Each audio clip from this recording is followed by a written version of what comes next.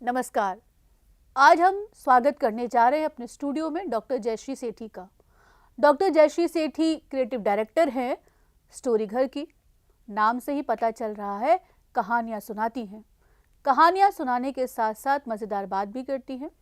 तो डॉक्टर जयश्री सेठी, आपका स्वागत है हमारे स्टूडियो में, हमारी तरफ से और हमारे नन्हे मुन्ने दर्शकों की तरफ से। धन्यवाद उषा जी। बच्चों, पता है आज हम क्या बात करने जा रहे हैं? आज हम बात करने जा रहे हैं उस जगह की जहां पर छुक छुक चलती है। तो आप बता सकती हैं ये जगह कौन सी है? ये जगह है रेलवे स्टेशन। बिल्कुल सही कहा आपने, यह जगह है रेलवे स्टेशन।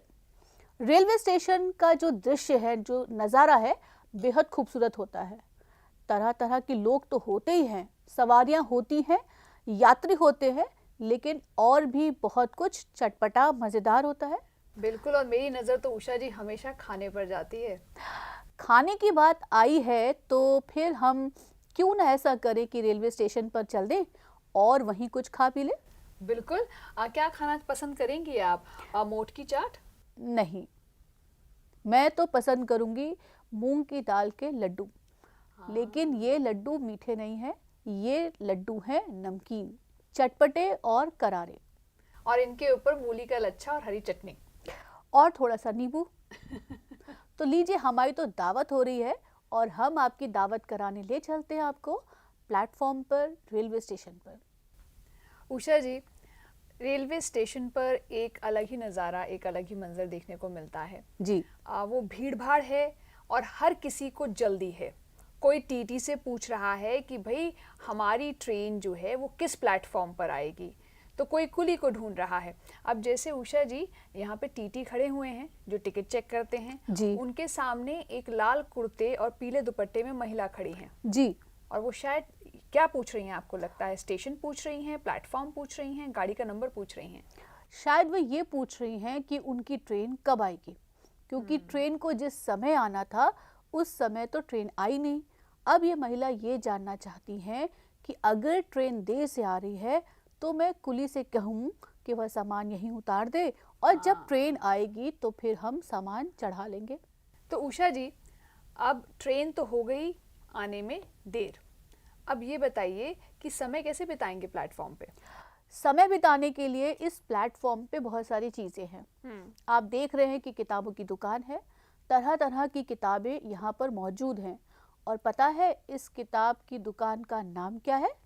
अंकुर। बिल्कुल सही कहा, अंकुर है किताब की दुकान का नाम।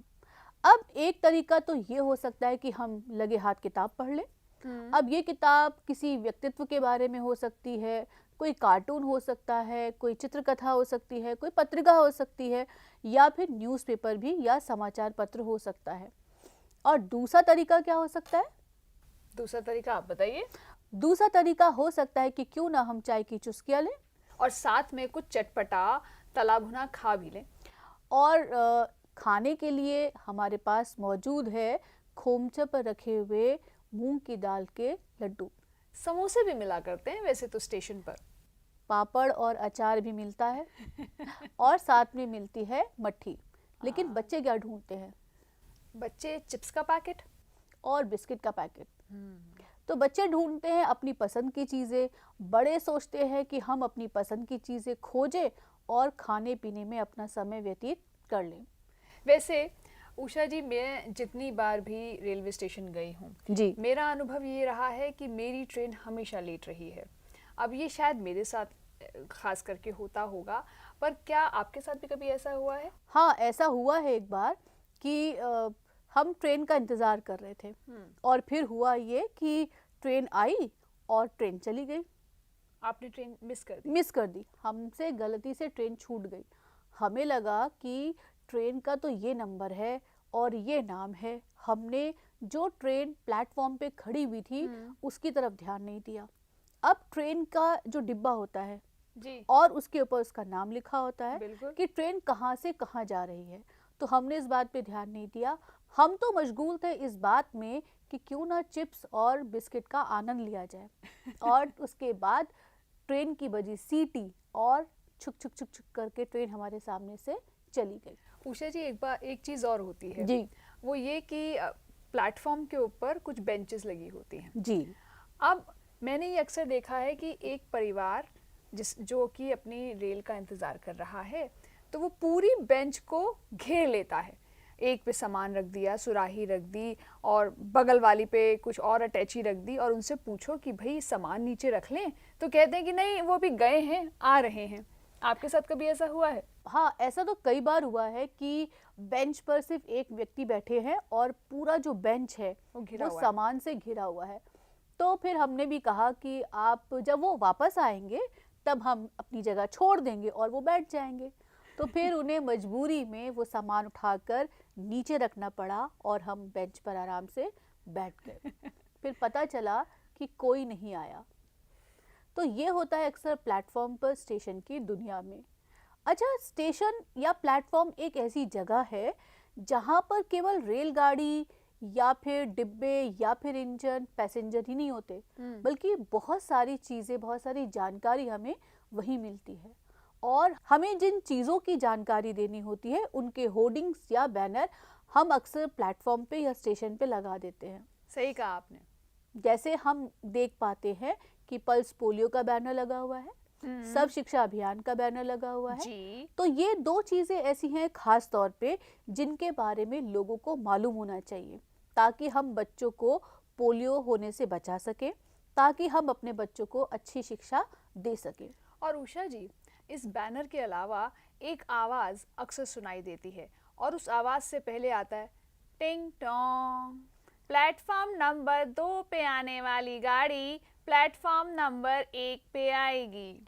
पता है जयश्री जी, कई बार ऐसा होता है कि जब प्लेटफॉर्म बदलने की सूचना मिलती है जी। और उस समय जो भागा दौड़ी मचती है, जो हबड़ तबड़ मचती है ना, वो देखने लायक होती है। सही कह रहे हैं। और जिन माता पिता के साथ उनके छोटे छोटे बच्चे होते हैं, सबसे पहले वो चाहते हैं कि उनके बच्चे उनके पास हों, कहीं इस हबड़ तबड़ में बच्चों का हाथ ना छूट जाए और बच्चे हमसे बिछड़ ना जाए, क्योंकि एक वही परिवार नहीं है जो प्लेटफॉर्म बदल रहा है। पूरा का पूरा प्लेटफॉर्म एक जगह से उठकर दूसरी जगह जाना चाहता है, और फिर सबको लगता है कि ऐसा ना हो कि हमने देर कर दी प्लेटफॉर्म को बदलने में और हमारी जो ट्रेन है वो छुक छुक छुक छुक करते हुए आगे से निकल जाए। और इतना ही नहीं, कई बार ऐसा होता है कि हम अपना सामान देखते हैं। अब सामान जितना कम हो, और पता है सामान को क्या कहते हैं? नग। नग, जी। जी। तो सामान या नग जितने कम हो उतना अच्छा रहता है। अगर ये 2 बैग हैं तो हम मैनेज कर सकते हैं, लेकिन अगर छोटे छोटे बहुत सारे बैग हो हमारे पास तो उन्हें संभालना बहुत मुश्किल हो जाता है। अब हम बच्चों को संभालें कि सामान को संभालें कि अपना दुपट्टा संभालें कि अपनी चप्पल संभालें, तो ये बड़ा हड़कम वाला मामला रहता है। बिल्कुल उषा जी, अब आपने से संभालने की बात की और उससे पहले आपने बैनर की बात की थी। जी। तो मैंने रेल के अंदर और रेलवे स्टेशन पर दीवारों पर मैंने एक स्लोगन लिखा अक्सर पढ़ा है, जितना कम सामान रहेगा सफ़र उतना आसान रहेगा। पर ये बात आपने बिल्कुल सही की कि पूरा का पूरा परिवार सीढ़ियाँ चढ़ते हुए बच्चों और सामान को संभालते हुए जब प्लेटफॉर्म बदलता है तो वो अलग ही एक नज़ारा होता है। अच्छा उषा जी, घड़ी में कितने बजे हैं? घड़ी में बजे हैं 11:20। अच्छा, और वो सरदार जी बैठे हैं? हाँ, वे सरदार जी बैठे हैं और शायद वो थक चुके हैं या फिर कुछ सोच रहे हैं। अच्छा, ये बताइए जयश्री जी कि हमें अपने प्लेटफॉर्म पे जो ट्रेन दिख रही है, ठीक है, तो ये ट्रेन जा रही है या आ रही है? ये बहुत अच्छा सवाल पूछा आपने। ये ट्रेन जा रही है। वो कैसे? भाई अगर आ रही होती तो इंजन पहले नजर आता, अब जा रही है तो उसका जो सबसे आखिरी डिब्बा है उसकी पीठ नजर आ रही है और उस पर एक कटे का, क्रॉस का निशान भी है। बिल्कुल सही। तो ये पहचान है ट्रेन के जाने की। अब इसी ट्रेन के ठीक पीछे एक और ट्रेन है, वो खड़ी हुई है और इंतज़ार कर रही है समय होने का, ताकि जब समय हो सभी यात्री आराम से तसल्ली से अपनी अपनी सीट पर बैठ जाए, तो वह एक लंबी सी सीटी दे और उसके बाद छुक छुक छुक छुक छुक छुक करते वहाँ से निकल जाए। हमारे स्टेशन या प्लेटफॉर्म पे और बहुत सारी खास बातें होती हैं। एक खास बात तो ये होती है कि जगह जगह कूड़ेदान होते हैं, क्योंकि यात्रियों की आदत है कि वे कुछ चटपटा मज़ेदार खाएंगे पिएंगे। चाय पी तो उसका कुल्हड़ है, या फिर डिस्पोजेबल ग्लास है, कागज़ के ग्लास, जी। और उसके अलावा बहुत सारे रैपर्स होंगे, अखबार होंगे, और कागज़ के टुकड़े में भी सामान खाने पीने का मिल जाता है। जैसे भेलपूरी खा सकते हैं, आपके मुंह में पानी आ रहा होगा, बिल्कुल आ रहा है। तो भेलपूरी खा सकते हैं। और इससे भी ज़्यादा मज़ेदार चटपटी चीज़ है आलू की सब्ज़ी और पूड़ी। हाँ, और उसके बाद आपने बर्तन खाली किए और वहीं पे झाड़े तो पूड़ी के कतरे, उसकी खुरचन और आलू की सब्जी का रस सब नीचे फैला दिया। अब आप ये नहीं देख पा रहे हैं कि जो सामान या खाने पीने का सामान नीचे फैल गया है उस पर लोग पैर रख कर जा रहे हैं। अब वही चप्पल चिपचिपी होकर पूरे प्लेटफॉर्म को गंदा कर देती है। और एक और चीज़ जो बहुत ज़्यादा दिखाई देती है, जी। क्योंकि ट्रेन को जब आने में देर होती है, लोगों को वक्त पास करना होता है, तो वो टाइम पास खाते हैं, यानी कि मूंगफली खाते हैं। और मूंगफली के छिलके इधर से लेकर उधर तक फैले होते हैं। और कुछ बच्चे मैंने ऐसे देखे हैं जो मूंगफली नहीं खाते, जिन्हें मूंगफली का छिलका खाने में मज़ा आता है। उसका वैसा अलग स्वाद होता है उषा जी। हाँ, और अगर ये मूंगफली गर्मा गर्म हो तो क्या कहने। बिल्कुल। हम अपने प्लेटफॉर्म पे और बहुत सारी चीज़ें देख सकते हैं, जैसे होर्डिंग्स और बैनर की बात तो हमने की। इसके साथ हमें नज़र आते हैं यात्री और कुछ इंस्ट्रक्शंस या चेतावनियाँ। जैसे यात्री अपने सामान की स्वयं सुरक्षा करें। बिल्कुल। और आप ध्यान से सीढ़ियाँ चढ़ें, ध्यान से सीढ़ियाँ उतरें और जेब कतरों से सावधान रहें। ये आपने बहुत अच्छी बात कही। और कई बार ऐसा नज़ारा भी देखने को मिलता है कि कोई एक बुजुर्ग अपने किसी बच्चे को ट्रेन की डिब्बे में बिठाने आता है, और ट्रेन जैसे ही सरकना शुरू हुई, वो बुजुर्ग जो हैं हिदायतें देना शुरू कर देते हैं कि किसी अजनबी से बात मत करना, अजनबी का दिया खाना मत खाना, हाथ जो है चलती गाड़ी से बाहर मत निकालना, और चलती ट्रेन में जो दरवाज़ा है उस पर ना खड़े होना।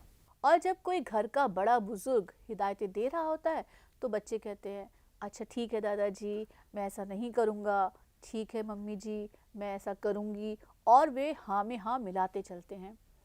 लेकिन जैसे ही गाड़ी चलनी शुरू हो जाती है और घर के जो सदस्य हमें छोड़ने आए थे, ट्रेन में बिठाने आए थे, वे टाटा बाय बाय करके चले जाते हैं, तो फिर हम अपनी मनमानी करते हैं। हाँ, बस फिर किसी का नियंत्रण नहीं है।